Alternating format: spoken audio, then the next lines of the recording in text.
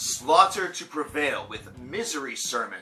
This is the first full-length attack by this Russian group. Now, they've had releases in the past that were smaller, such as EPs and things of that variety. And, of course, their exposure on the Summer Slaughter Tour brought them to acclaim, where this release definitely comes off as one of the more anticipated ones for a debut band in quite some time. Now, if you're unfamiliar with what this Russian band can offer, it is a mix of some technicality that is interwoven with some death metal and some deathcore to give it a nice little interlocking property. And what I like about what this band is able to offer is that right from the get-go, you don't feel kind of interlocked into the cookie cutter that deathcore has perhaps sort of gotten the reputation for possessing with some of its more popular bands over the past few years. This is a band that is just getting out of the gate and is definitely showcasing their hate and throwing their weight around very early on in their careers, which is exceptionally promising. The exposure certainly gave them a lot of confidence. What's really cool about this album is that right out of the gate, they lead off with a 5-minute and 25-second long title track that definitely displays what this band is able to do. They are not shy about laying their cards on the table almost instantaneously, with the breakdowns coming here and adding impressive thickness to really display that side of the coin. But really, these aren't breakdowns that feel like that they're being used just for the sake of having them. This is instead something that feels as a breakdown should.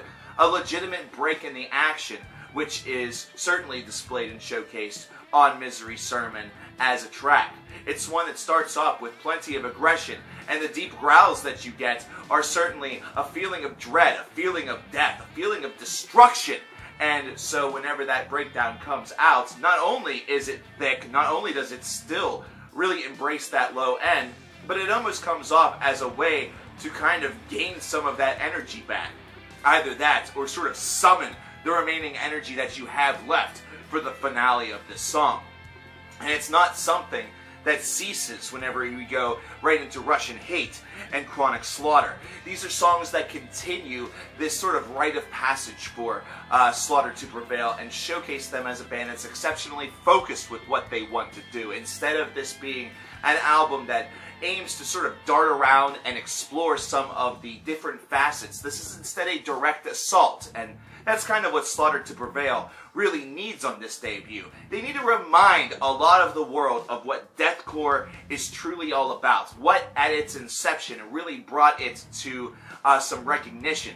It's not the fact that this band is necessarily trying to outclass some of the other deathcore bands that currently are on the market. And really, whenever you consider it, some of those other bands are going through some transitional periods or trying some things that are new. But instead, Slaughter to Prevail is displaying that deathcore could very easily have a second wave, a second generation, second breath's worth of life that are going to deliver some big-time gains in the future. Now, what's interesting is that whenever you get into Failed Hope, you kind of see what happens whenever a little bit of experimentation comes in. These are lyrics that feel very delivered in almost like a slam poetry style, only I don't know if they have slam poetry in Russia or if that's even allowed. That may be illegal, I don't know. I don't know the culture, I'm ignorant, which makes me an asshole, I know.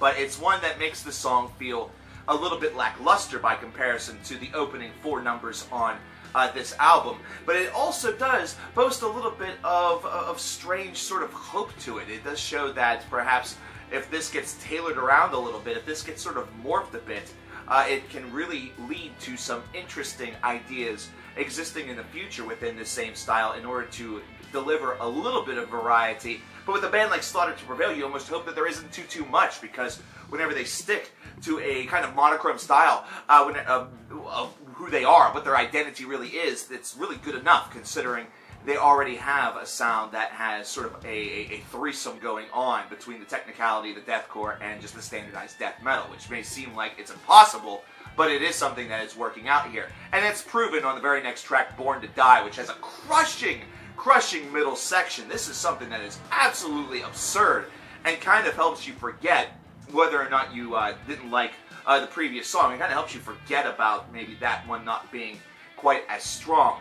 Now, the second half of this album does lag a little bit by comparison to its really strong onset, and that can be a bit disappointing. But remember, prior to this, all Slaughter to Prevail had released were really crushing EPs that were sort of giving you just a sampling of what they were able to offer. This is their first full length, so it's not going to necessarily be one that throws it and knocks it out of the park.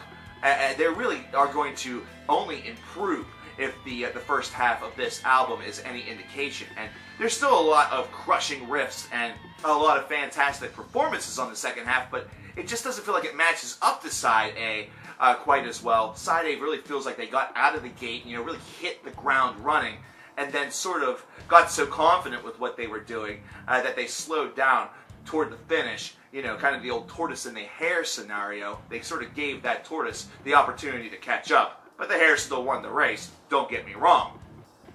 I like this band considering they actually suspend your disbelief whenever it comes to deathcore. They actually present this with a hell of a lot of hate, a hell of a lot of just anger, and it doesn't feel like you have to sort of mire around the subtext to see whether or not this is meant to be taken seriously or not, or if you get it or not.